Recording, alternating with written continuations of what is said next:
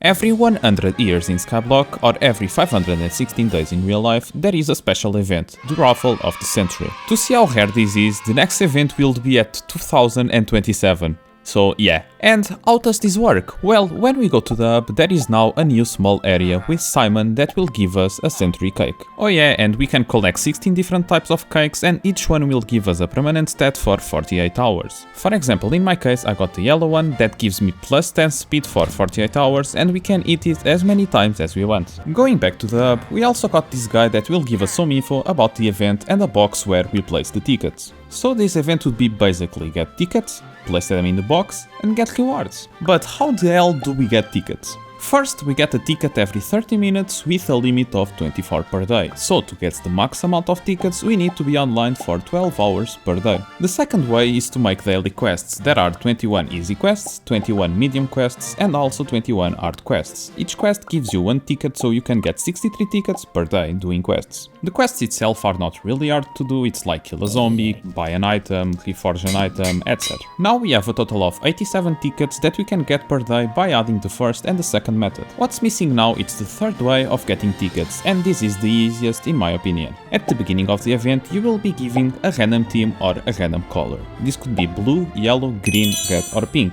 In my case I got the green color and we can see what team someone is by checking the icon on its nickname. And for each color of teams there is a slice of cake. Attention, this is nothing related to the century cakes that I talked in the beginning of the video. By doing the daily quests we receive a ticket like I told you before and also a random slice of cake. And what can we do with those? We can give it to someone of the same color as the cake. So if the slice is blue I need to give it to someone from the blue team. The best part of this is that we both receive rewards when someone eats a slice. For example, if I give a slice to someone or someone gives one to me, we both receive the same reward. As expected, they can be tickets. Of course, the more tickets you can win, the rarer it is, like the odds of you getting 20 tickets with a single slice of cake is less than 1%. But we can also get mining, combat, foraging and fishing skill XP, quite useful, and we can get also a bunch of coins. According to the wiki, we can get other drops like century cakes, but it's so rare that it's not worth talking about. So we can get 63 slices of cake by doing the 63 quests.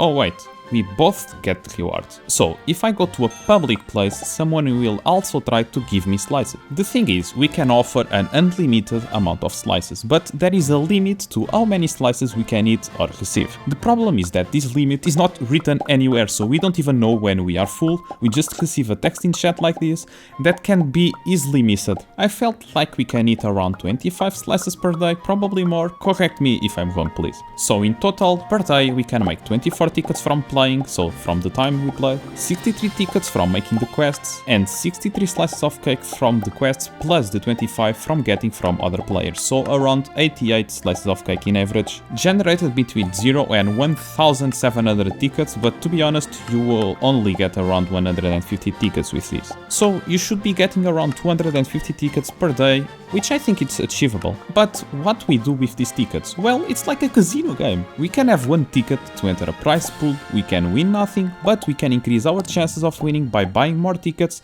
That's why it's important to get as much as possible. The rewards we can get are divided by 3 different tiers. The minor tier that have uncommon items but nothing special, the medium tier that has some extremely rare items, and then the major tier that the items are so good that you need to play in average 1000 hours to get a single item, and some of those are worth billions, yes, billions of coins, so yeah, this tier is absolutely broken. In this event there are 3 major ticket pools, one that occurs every 2 hours, one that occurs every day, and a big one that will be done a single time at the end of the event. To explain this well, I think it's important to show a picture. So we get 10 tickets in the first 2 hours, so those 10 will count towards the next 2 hours prize pool, but it will not count towards the next one of that. So to participate in every raffle, we need to get new tickets every 2 hours. But these tickets will add to the daily prize pool, but the same rule applies for the next ones. I think the image explains well how this works, and this is how many raffles I managed to participate, and this is how you claim a single prize for each raffle. Oh, and I almost forgot you to tell 3 things. First, each prize pool will have a set amount of items that the player can get. So for example, every 2 hours 5 players will get the major items, the 100 players will get medium tier items, and yeah, it's just the more people participate, the less chance you will get. Second, if you don't get any prize in the raffle, you will get a slice of cake. And third, there is a small ticket collection like the items collection that I explained in the pilot episode in this series, and this collection will give you some unique items that you only can get in this event, so we cannot miss this because the next time I can get those again is like in 2 years from now. Technically, to totally complete this event, you only need to get 400 tickets in the space of 5 days to complete the collection. If you win something in a raffle, it's like an extra, you shouldn't be expecting to get anything good because it's totally based on luck. The collection itself will give you some cool unique items like a unique talisman that you only can get in this event. We also can upgrade this talisman to a ring just like this, and the items used to upgrade are earned from slice of cakes. So let's not forget to update our talisman spreadsheet. Then the collection will also give us the gift bag of the century, that is just something that will allow us to choose one of the minor rewards. I think the bag itself is more rare than the items, so yeah, we are not going to choose one for now. And in the last collection tier we can get Sentry the fish. This is like a collectible item, so nothing more, and this is like an item that we can only get in this event like the talisman, so it's pretty rare. At the end of the event we will also be able to claim a memento or a memorial item to tell that we participated in this event. Now let's see what I have gotten, because the event is gone. First, I recently started an Ironman profile and I managed to upgrade my skills a lot, including fishing, and I didn't even touch a single fishing rod yet. I also earned 3 million coins, a lot more than I was expecting for a starter, this is insane. And the rewards that I got from Raffles are all from minor tiers. I don't know what the majority of those do, but I will save them for the future. With the money that I got, I decided to finally buy the last 2 sets of armor that I was missing from the armorer. The Mercenary armor is an upgrade to our current armor. It will give us 200 health and 200 defense with any enchants. So we have a new combat armor replacing the old one. It also has the ability to heal us 20 HP with each skill, that is really good for us.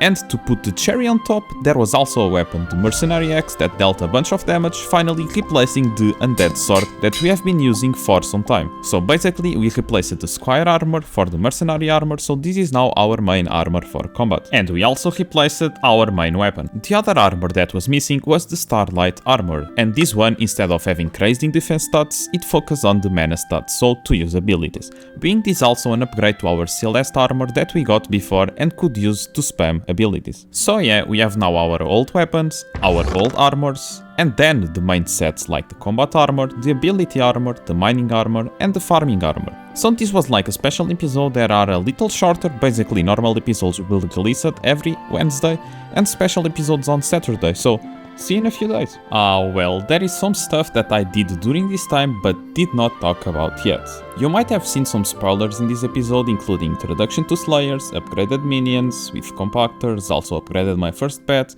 and the Jerry event. I will talk about all of that in the next episode, so see ya.